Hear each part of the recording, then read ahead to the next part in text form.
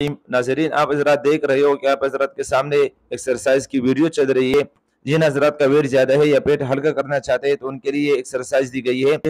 पेट की एक्सरसाइज से पहले आपके लिए रनिंग करना ज़रूरी है और रनिंग के 3 तरीके इस वीडियो के शुरू में बता दिए गए हैं।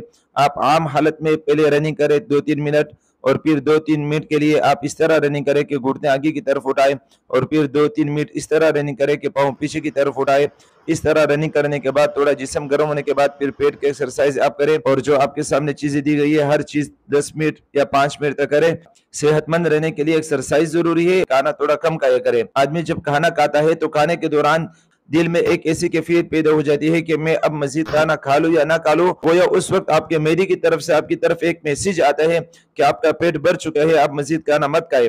उसके बाद अगर आप खाना खाएंगे तो याद रखिएगा कि आप दिल को भरने के लिए खाना खा रहे हो, पेट को भरने के लिए खाना नहीं खा रहे हो। जबकि खाना खाने से दिल नहीं भरता, खाना खाने से पेट भरता है। कम खाना सेहत के लिए अच्छा है।